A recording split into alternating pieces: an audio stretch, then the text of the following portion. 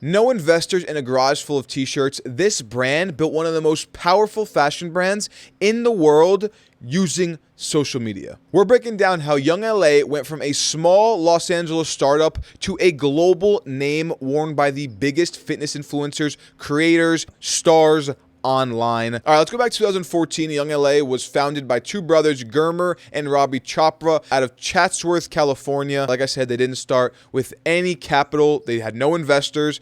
They bootstrapped it basically, which means they just put their own money in to try and start this company. They started selling off of eBay. So it's crazy to think about. The company that today, this million-dollar company, hundreds of million-dollar company, they started folding shirts, putting them in a bag, selling them through eBay. That is inspiring, truthfully. And how they saw it, Gurmer says there weren't a lot of options for men in terms of comfortable athleisure wear. Men didn't have much to choose from when wanting to look good in the gym and also have actual comfortable clothes while working out. It wasn't a big market. He saw a gap in the market. Early on, Robbie says Instagram is a huge driver for our business. Partnering with athletes would actually take us to the next level. So some influencer marketing play. We are absolutely going to talk about a lot of influencer marketing play with this one. But as they grew, they went from the business to a warehouse. Between 2014 and 2020, they built a brand, a product, and a community. But their explosion didn't begin until between 2020 and 2021, where the world really shifted online. So not many businesses benefited from that shift, but a lot of e-com based businesses did. YoungLA absolutely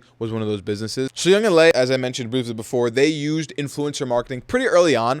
They were kind of the pioneers in influencer marketing in some ways. Up until 2020, they had 54 creators mentioning their brand in the US. And by 2024, 4 years later, so a decent amount of time to learn and to build, 2,300 creators. So from 54 to 2,300. That tells me that they were seeing something from even those 54 creators. They're saying, guys, our return on the investment of those creators it was probably tenfold. And they said, let's not even triple, quadruple down. This is like 100x down.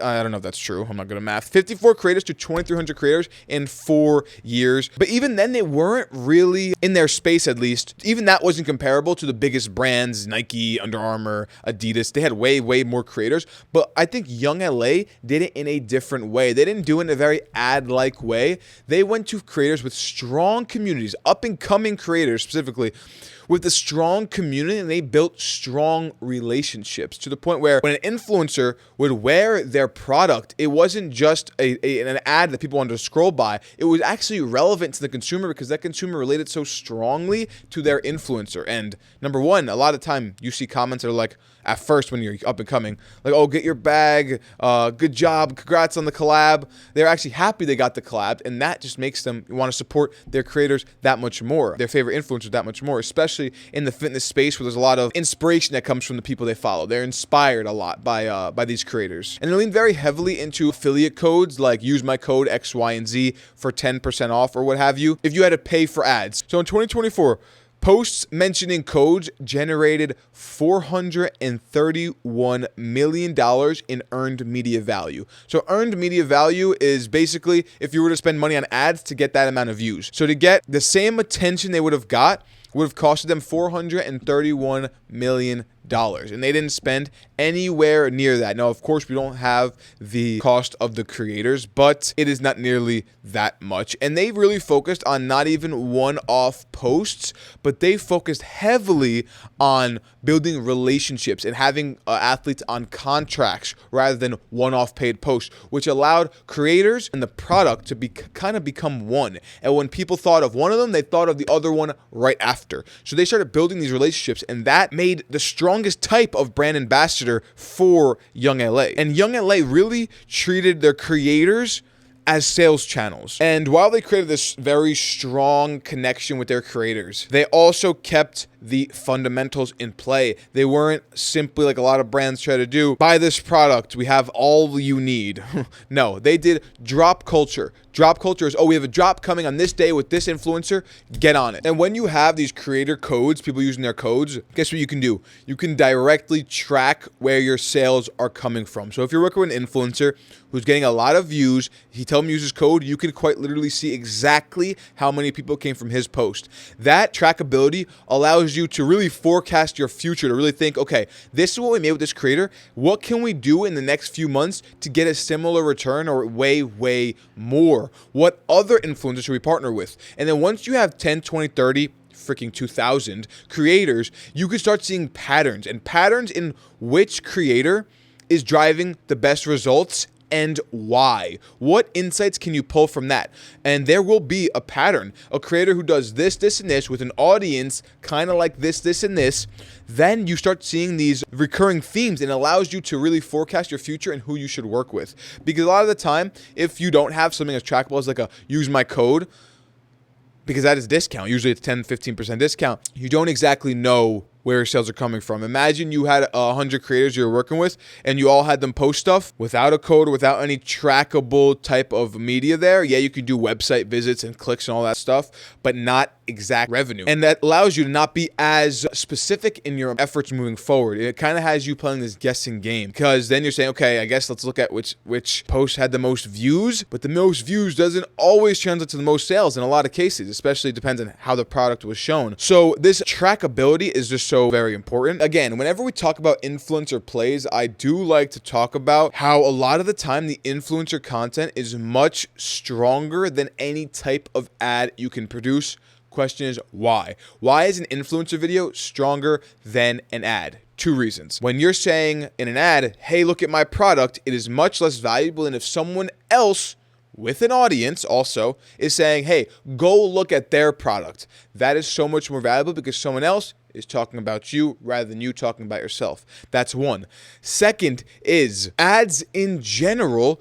If you're scrolling, I'm a marketer, I don't want to see an ad. I scroll past an ad very quickly. And another thing would be content, good content rises to the top. Bad content falls to the ground. A lot of brands are now starting to realize that creators create better content than them. Creators create better content because that's what they do. Yeah, a lot of companies are now investing in creators and bringing them on their team in-house to create stuff because that's what they do. But a lot of the time, these creators who are comedians or you talk about sports even, or whatever you do on social, they know how to create. They know how to get attention online. And a lot of the time when working with influencers, you are able to borrow that power, that skill set from the creator. And we talk about real business growth, something that kind of builds on what we just spoke about. This TikTok case study, when they switched to this creator content-centric approach, they saw a ROAS jump from 1.76 to 24x. From 1.76 to 24x in return on ad spend. That is unbelievable. That was over a Black Friday weekend. And that goes to show the power of the creators and their skill set and their audience, and being the stronger of the two to lean into rather than paid ads. And one thing they did really well is they were able to niche down. They really niched down very well in the male gym space. And then once you kind of get very well known in your niche, of course, then you expand. They did just that in 2022. They released YoungLA for women, a women's line, which is, of course, a very smart move when you have this much likeness. And, of course, there are a lot of gym-going women, obviously. Now, they have expanded into that market. And one thing they did so well, they essentially treated creators like a sales channel. And so many businesses can do this. And I know sometimes you think, oh, how can I fit creators into my brand? How can I work it in? And there is always a play there. There is always a way. You just have to get creative sometimes. Like, I work with a lot of food brands, and sometimes that can feel it can be very salesy for them to say, hey, come eat at this place, come eat at this place, look at this food, I love it so much. It seems very salesy, but there are special ways around it. Like, you see a lot of the big companies doing collaborations with influencers, like the Travis Scott meal at McDonald's, and there's the Lotto meal at Wingstop, and the list is going on and more people are leaning into it. But that works from a macro level. Also, to a micro level. That works in the sense of if you have 10, 20 locations, you can absolutely collab with a local influencer and create a meal for them. That will resonate with that smaller market very, very well. So the play is, it's very much, what's the word I'm looking for? Adjustable based on the size of your business. So this creator play, I want to take a page out and realize it can work for many, many businesses. Like, a lot of time, of course, paid media has such a big space on social because, of course, I'm huge on organic, but paid is just so important. And influencer marketing is an adjacent to it, maybe slightly above, because for the money you spend on the eyeballs, the trust is so much higher in influencers. So when thinking about paid media, I don't think you think about it in a different light because a lot of time it has a very similar effect. But I think working with the right creator and having the right strategy can give you a much higher bang for your buck, be much more successful compared to paid ads. A question I kind of want to leave this off with: are you treating your customers as a tactic or as a strategy? Because that's different. A tactic is, oh, work with a creator, say this and this, do this, come in, blah, blah, blah, blah, post about it. No. A strategy is a different approach. A strategy is when you work with the creator, not telling them what to do, but seeing what can be possible with them, creator or creators. So is it a strategy or is it a tactic? Because those are two different things. All right, that's it for this episode, guys. Tune in to the next one where we're going to dive in to another extraordinarily successful marketing campaign. But till next time.